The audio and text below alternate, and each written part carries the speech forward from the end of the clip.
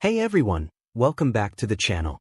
Today's story is one of those neighborhood dramas that starts with a simple backyard barbecue and ends with the most satisfying twist you'll ever hear. Before we jump in, tell me in the comments where you're watching from. Globe showing Europe, Africa. I love seeing how many of you from around the world enjoy these wild HOA and Karen stories. Alright, sit back, relax, and let's get into it. It was a Saturday morning that smelled of charcoal and summer freedom. The kind of day when the sunlight hit just right, kids laughed across fences, and the clatter of barbecue tongs meant life was good.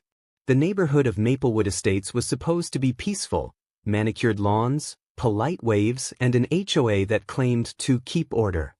But beneath that fake calmness, there was always tension. Especially when it came to one woman, Karen, the self-appointed guardian of rules nobody else cared about. Across the cul-de-sac, the Johnson family, Mike, his wife Rachel, and their 2 kids, were setting up for a weekend barbecue. They'd lived there for 4 years, good neighbors, quiet, never looking for trouble. Their backyard faced the small park, and every so often they'd invite friends over for a few burgers and laughs. It wasn't loud, it wasn't messy, but to Karen, everything they did was a violation of something. She lived 2 houses away, always watching from her porch with that judgmental squint, clipboard in hand like a deputy of doom. The HOA gave her limited power, but in her mind, she was judge, jury, and enforcer of all things aesthetic. That morning, as smoke began curling up from the Johnsons' brand new grill, Karen's irritation flared like gasoline. She saw smoke, not as the smell of a good weekend, but as environmental pollution and visual disruption. She took a photo from her porch, muttering about bylaws and air quality, then marched to her home office to file an official complaint. But she didn't stop there. By noon, she'd already emailed the HOA board, texted her inner circle of nosy neighbors, and, in a fit of entitlement, called the non-emergency police line to report a smoke nuisance disturbing the community. When the police arrived 20 minutes later, the scene was almost comical. 2 officers stepped out, clearly expecting something serious, only to find a few families chatting and grilling ribs in a tidy backyard. Karen, however, stood proudly at the property line, arms crossed like she just prevented a felony. She explained her version of events with theatrical exaggeration, smoke blowing into her windows, children choking, her garden being covered in soot. The officers did their best to remain polite. They checked the area, exchanged looks of mild disbelief, and after a few minutes, told the Johnsons they weren't doing anything illegal. Still, the mood had changed. Guests went quiet, and Mike felt that burning humiliation that comes when someone ruins a peaceful day just to prove power. Karen wasn't satisfied. When the police left, she stormed back home and posted about the smoke disturbance on the neighborhood Facebook group, tagging HOA officials and hinting about possible fines. That night, Rachel scrolled through the comments, some supportive, some mocking. But one stood out. A man named Chief Daniels had written, "Next time she calls, tell her I'll come handle it personally." Rachel didn't know it yet, but that comment would turn this petty HOA war into something unforgettable. Word spread fast in Maplewood Estates. By Sunday morning, everyone had heard about the barbecue incident. Some neighbors laughed, others shook their heads. Karen, however, doubled down. She marched door to door, gathering support for stricter rules about outdoor cooking. She loved the attention, pretending it was about safety when really it was about control. Meanwhile, Mike and Rachel decided to respond differently, not with anger, but with irony. They planned another barbecue, bigger, louder, and perfectly legal. They invited not only friends but also local community members. And, half-jokingly, Rachel replied to that Facebook comment from Chief Daniels. "You're welcome to join next weekend, Chief. We'll save you a plate." To their surprise, he responded, "Sounds good. I might just take you up on that." The next Saturday arrived warm and bright again. The Johnsons prepped their yard, determined not to be intimidated. The HOA hadn't issued any fines, apparently, even they realized Karen had gone too far. Karen, however, simmered in disbelief. When she saw tables, coolers, and another grill being set up, her jaw dropped. How dare they defy her? She sent another email to the HOA and called the police again, this time declaring there was an illegal event with potential fire hazards. As the aroma of smoked ribs filled the air, Karen paced by her window, waiting for sirens. But what she saw next froze her in place. A black SUV pulled up, not a patrol car. Out stepped a tall man in plain clothes, sunglasses on, confident posture, Police Chief Daniels himself. He wasn't there on duty. He was carrying a dish of coleslaw. He walked straight into the Johnsons' backyard, shook Mike's hand, and joined the party. Karen's disbelief turned to fury. From her porch, she snapped photos, sending them to the HOA group chat with frantic captions, "The police are fraternizing with rule breakers." But the chief wasn't there to enforce anything. He was there to relax. He'd heard enough about Karen's antics from his officers and saw a chance to make a statement. Subtly, but publicly. Neighbors who'd once been cautious now came over, curious to meet the chief. The backyard filled with laughter, music, and community, everything Karen claimed to protect, yet constantly destroyed. From her porch, she watched her control crumble. And when the chief raised his glass, saying something that made everyone cheer, Karen's face twisted in silent outrage. That night, her next move would be one of desperation, and it would set the stage for her ultimate downfall. Karen couldn't sleep that night. The sound of laughter still echoed in her mind.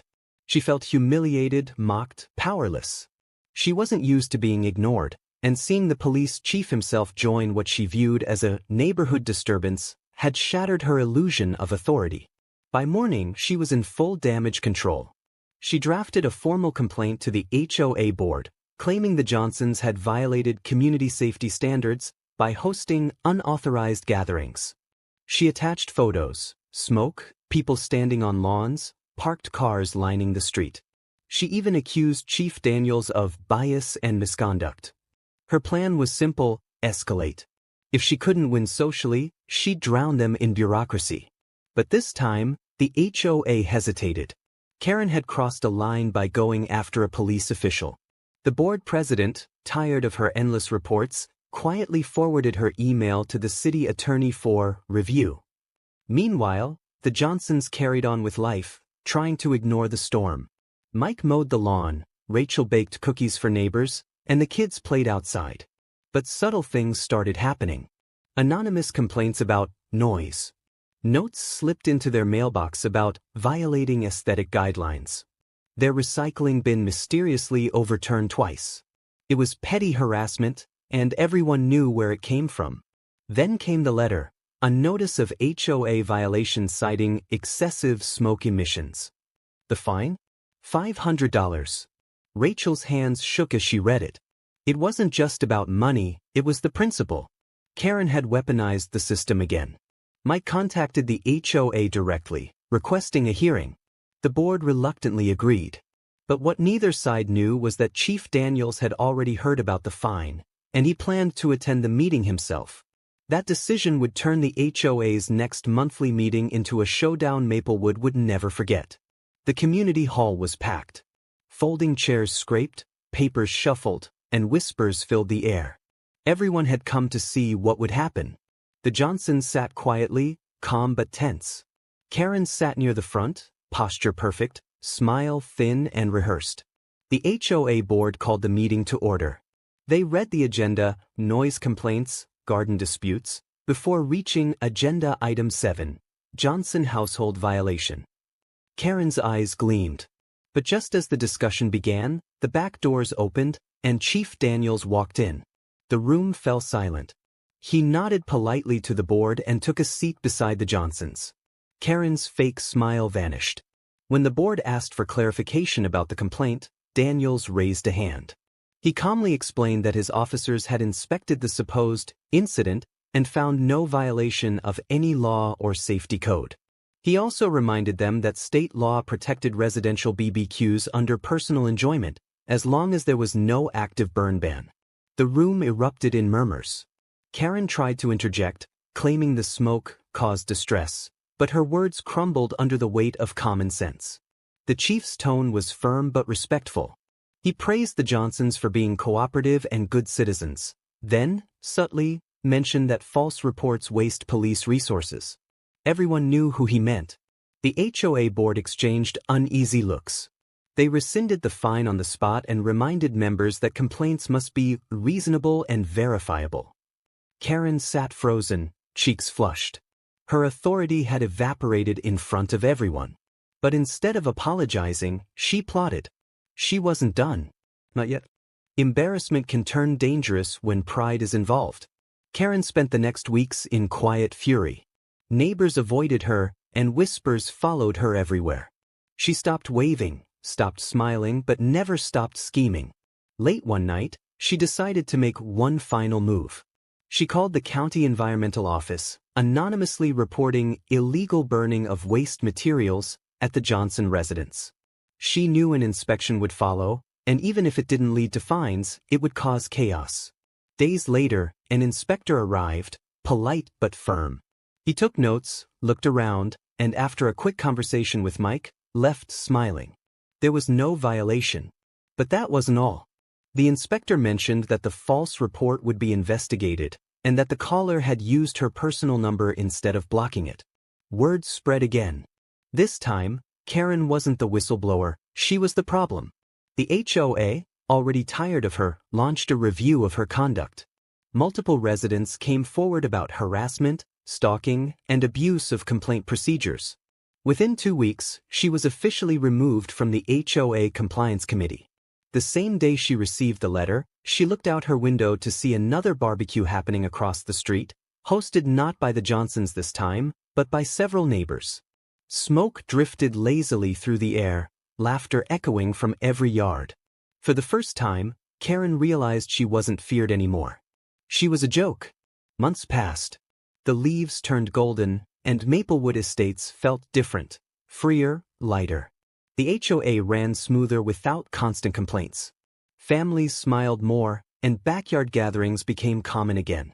The Johnsons decided to host one last barbecue before winter. This time, it wasn't just for fun, it was a celebration of community resilience. They invited everyone, even those who had once stayed neutral.